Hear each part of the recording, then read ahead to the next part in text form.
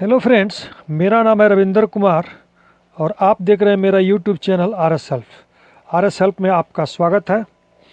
तो आज हम लोग देवी गीत का सीखेंगे। बहुत ही सुपर देवी गीत है।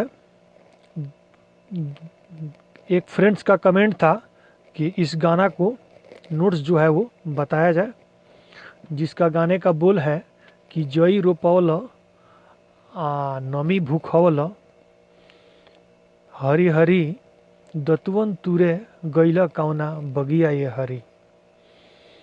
तो पहले इसको म्यूजिक के साथ हम लोग देखेंगे, फिर स्टेप बाय स्टेप मैं आप लोग को बताऊंगा, ताकि जो है आप लोग को दूसरा वीडियो देखने की ज़रूरत नहीं हो और एक बार में ही इसको आप लोग बजा लें। तो पहले म्यूजिक के साथ बजाएंगे, उसके बाद एक उंगली से दिखाएंगे, फिर आप लोग को तीनों उंगली से बताएंगे जी कैसे इसको बजाया जाएगा। तो चलिए पहले स्टार्ट करते हैं, म्यूजिक को दे देते हैं, सही है। और यहाँ से गाना को जो है शुरू करना है सा से, सही है ना। जई रोपला नमी भूखला आसरा धरई पिया हमें बैठैला कलसा के जई कि हरी हरी दतुअन तुरे गैला कवना बगिया ए हरी कि हरी दतुअन तुरे गैला कवना बगिया ए हरी। जई रोपला नमी भूखला आसरा धरई पिया हमें बैठैला कलसा के जई कि हरी दतुअन तुरे गैला कवना बगिया ए हरी कि हरी दतुअन तुरे गैला कवना बगिया ए हरी। उसके बाद इसका अंतरा है, नवरातन में हम पातर बानी, नवरातन में पातर हम भइल बानी, कब से कहाँ रउआ गइल बानी। आइल बाड़ी माई होता सेवाई, साझे भोरे धूप काठी जराई, लिहे दुख हरी कि हरी हरी कि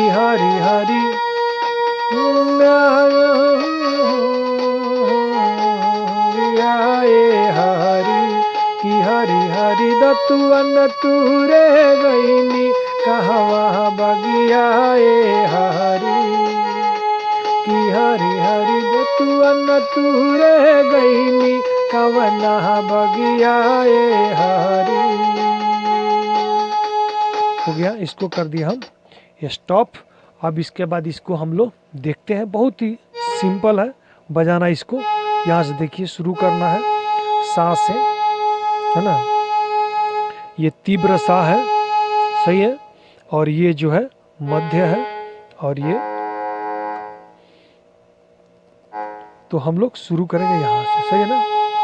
जई रोपाई, है ना, जई रोपवला नमी भूखवला आसरा धरई पिया हमें बैठैला कलसा के जई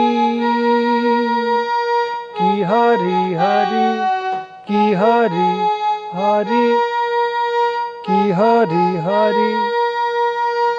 दतुअन तुरे गैला कवना बगिया ए हरी, है ना कि हरी दतुअन तुरे गैला कवना बगिया ए हरी, है ना। एकदम सिंपल है। फिर एक बार देख लीजिए, जई रोपल है ना नमी भूखवल आसरा धरई पिया हमें बैठल कलश के जई की हरी हरी दतुआ न तुरे गईला कवना बगियाए हरी की हरी हरी दतुआ न तुरे गईला कवना बगियाए हरी। उसके बाद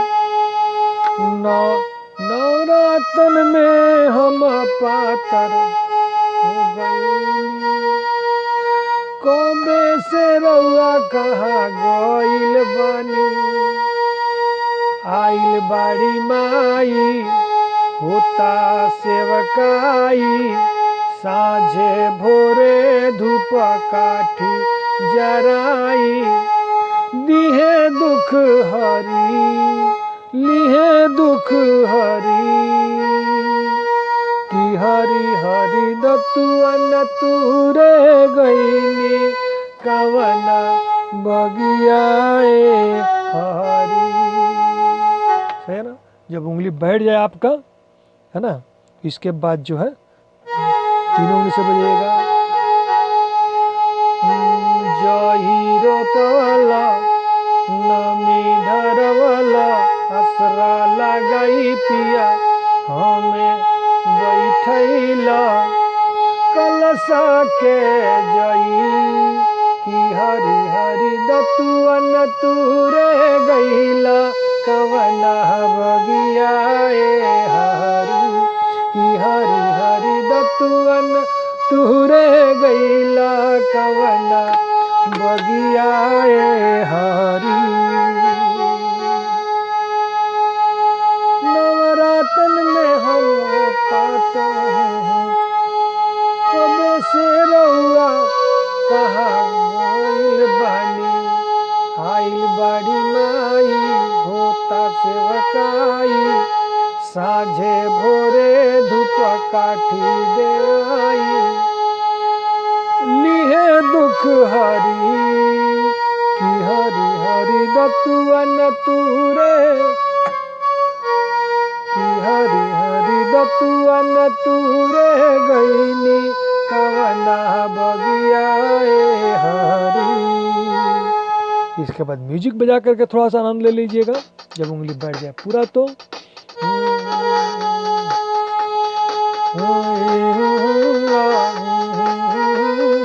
असरा लगा के पिया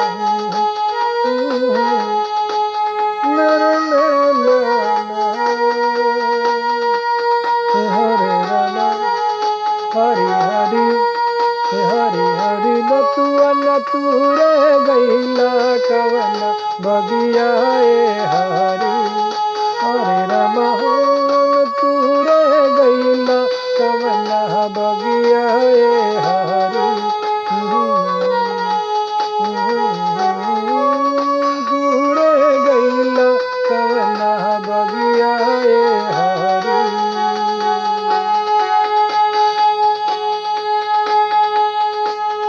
नवरातन में पातर हम हो गई कबे से रउआ बानी आइल बाड़ी माई होता से आई साझे भोरे धूप काठी देखाई दिहे दुख हरी की हरी हरी दतुआ न तुरे गईनी कवना बगियाए हरी की हरी हरी दतुआ न तुरे गईनी कवना बगियाए हरी। इसके बाद कर दिए म्यूजिक स्टॉप। आशा है ये वीडियो आप लोग को अच्छा लगा होगा और आप लोग जो हैं ज़रूर सीख गए होंगे इस बजाने के लिए। और कुछ वीडियो का यदि आप लोग को नोट्स चाहिए कोई गाना का तो कमेंट बॉक्स में ज़रूर भेजें। हर एक फ्रेंड्स का मैं धीरे धीरे सबका जो है भेजूँगा है ना। अगर किसी फ्रेंड्स का नहीं होता, नहीं पहुंच पाता है, कभी मिस मतलब भूल जाते हैं, तो एक बार और आप लोग कमेंट कर दें गाना का, ताकि मैं आप लोग को उस गाना का नोट्स ज़रूर भेज सकूँगा। तो चलिए मिलते हैं फ्रेंड्स नेक्स्ट वीडियो में। Thank for watching friends.